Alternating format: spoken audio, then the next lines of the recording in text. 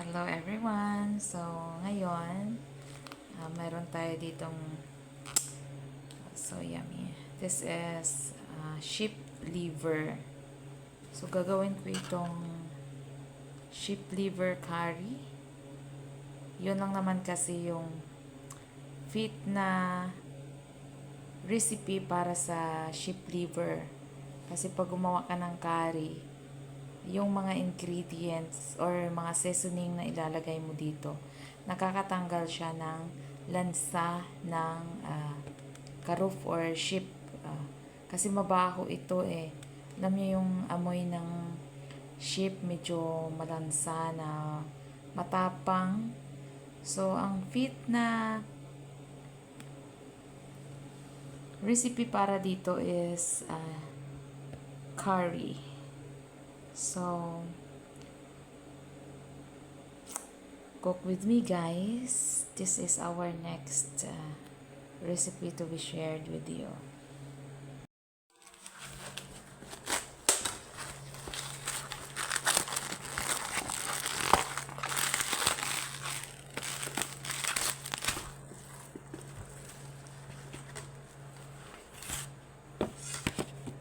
Hiwain lang natin siya ng medyo maliit.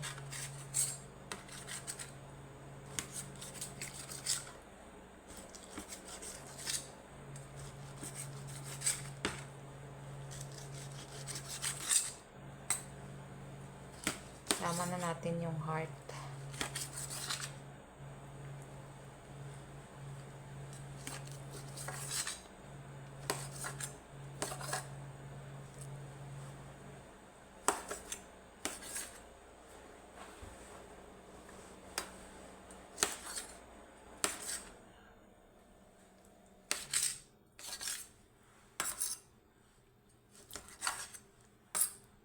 Binigay lang to sa akin, tinanggap ko kasi alam nyo ano to eh.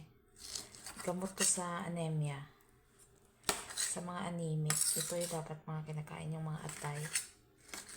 Mga kulang sa tulog, kulang sa iron.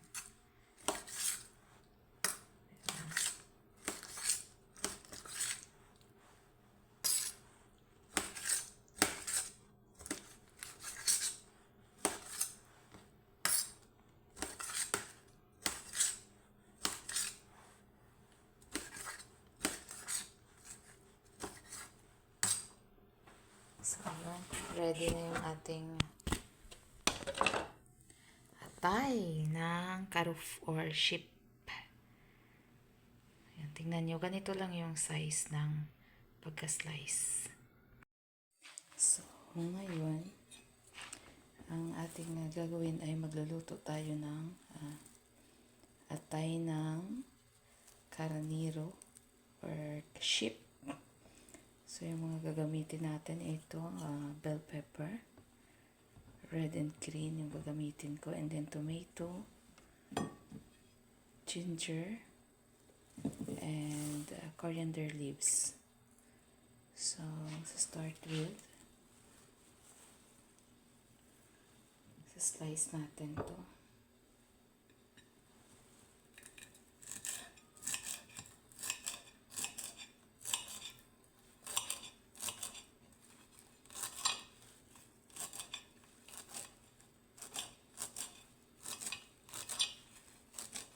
Gusto kong nilalagay yung stems ng coriander kasi mabango siya at healthy siya. So, init na natin.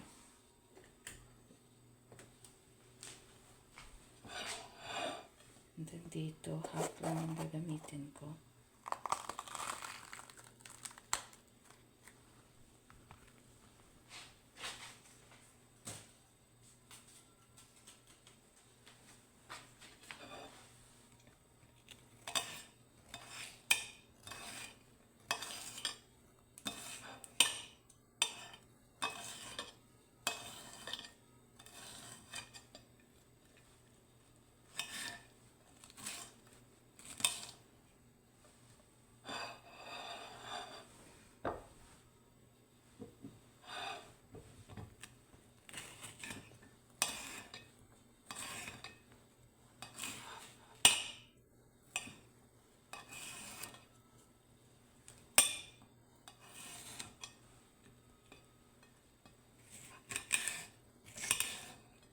slice lang natin ito, medium slice.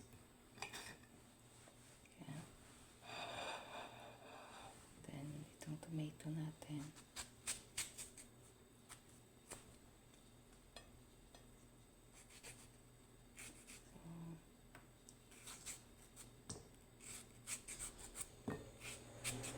Medium slice lang din.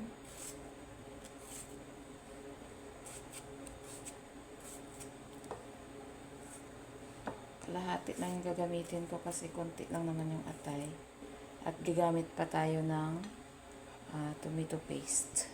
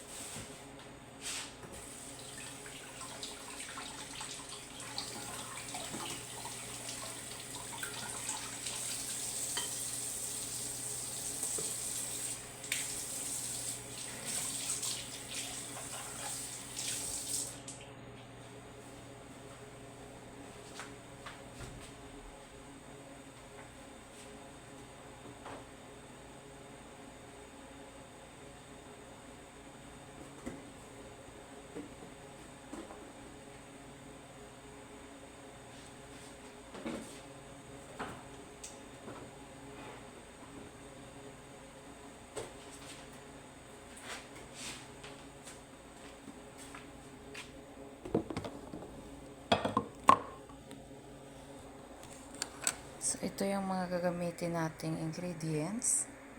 Mayroon tayo ditong red bell pepper, green bell pepper, coriander, ginger, tomato, and then yung main ingredients natin, which is sheep liver, chili flakes, onion powder, 7 spices. So, kailangan pa pala natin ng sliced onions. So,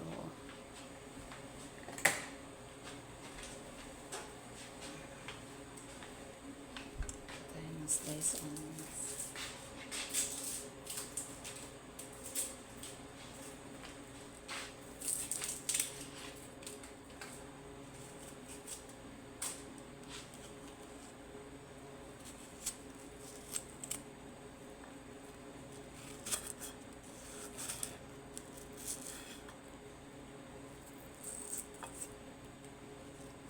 Isang plato lang yung ginamit ko guys kasi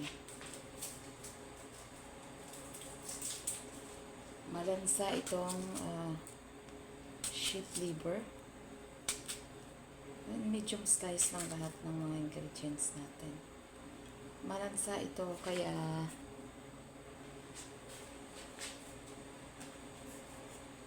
hindi ako gagamit ng maraming plato. Rare lang kasi ito, hindi lahat, hindi halos lahat kumakain ito.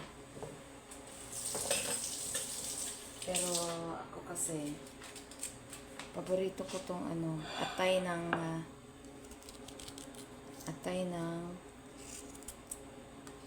karuf. Karuf yung tawag dito or sheep. Ano ba yung tawag sa atin sa Pilipinas ng sheep? Kalimutan ko. Sa amin sa Ilonggo, yung tawag is karniro. Tupa.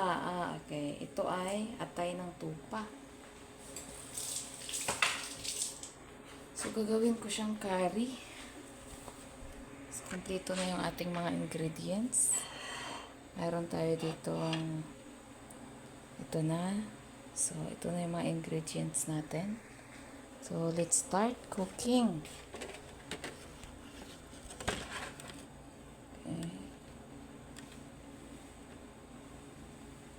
So, dito sa kawali, maglagay lang tayo ng olive oil.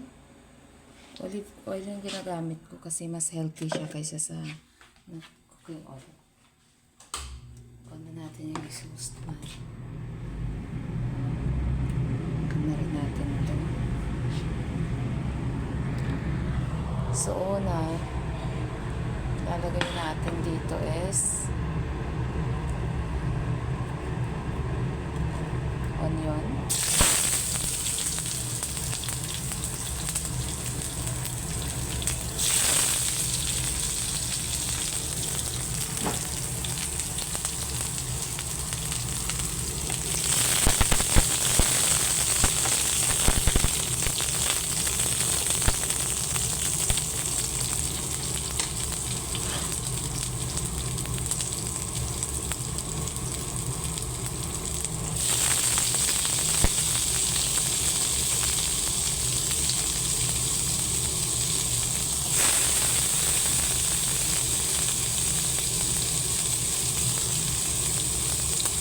Tomato and ginger.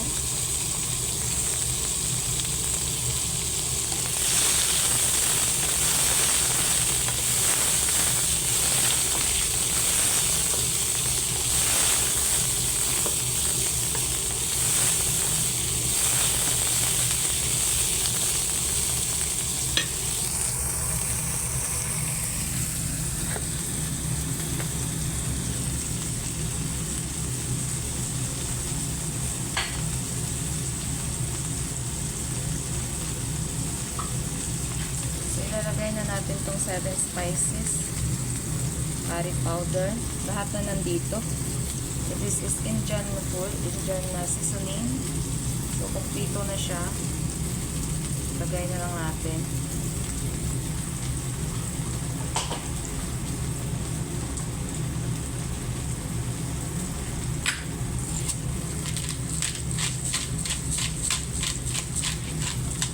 Naglagay na rin ako ng black pepper.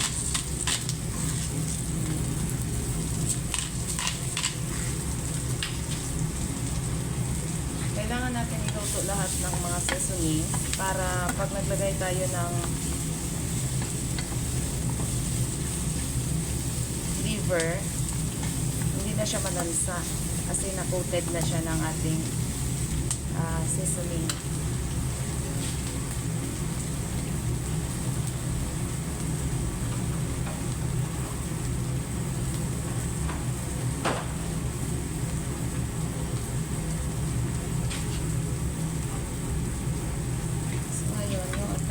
Ilalagay na natin.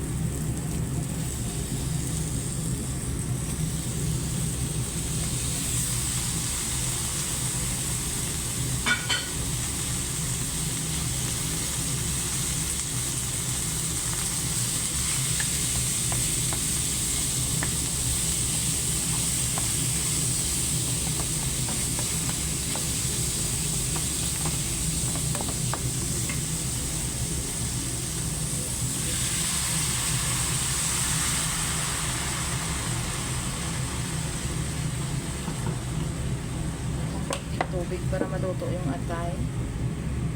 Onion powder. Lagay na rin tayo ng salt.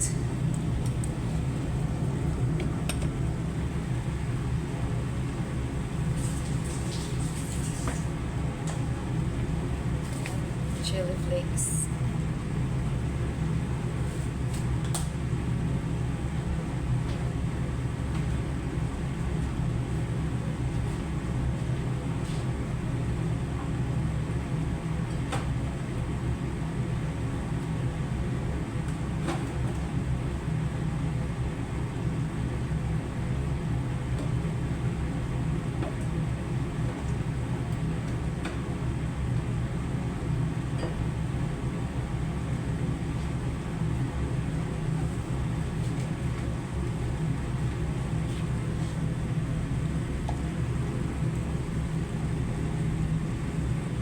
This is turmeric powder.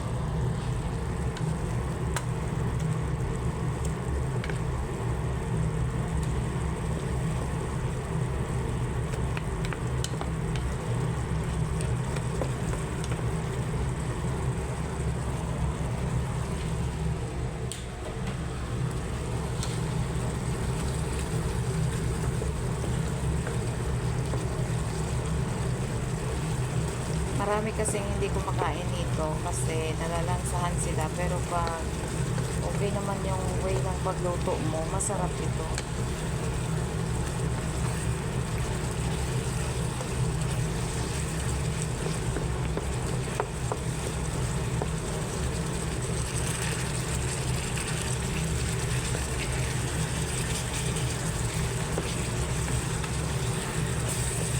Dito sa kanila mostly sa Kuwait yung mga tao, mga amo namin, kinakain ito siya sa Eid al-Futur. Ito lang yung kinakain kasama yung kubos bago sila mag-gift giving pag uwi nila galing sa kanilang simbahan. Nadagdag natin guys yung ating red bell pepper, green bell pepper, pati na rin yung costra o yung coriander para mag-absorb yung lasa niya sa ating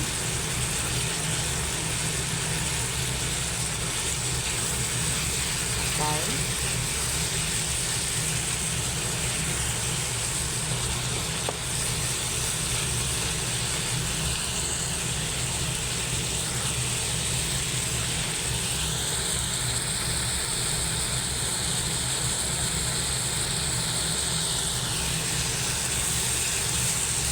So, simmer lang natin siya ng mga 15 minutes and then okay na to.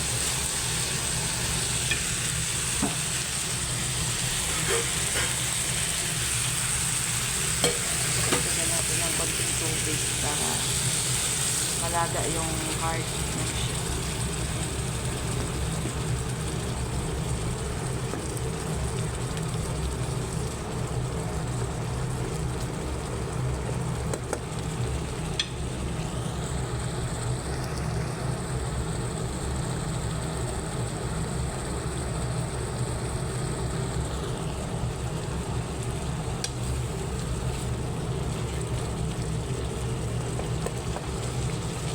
So, 10 to 15 minutes lang guys yung pagluto nitong ating atay. This is atay ng topa.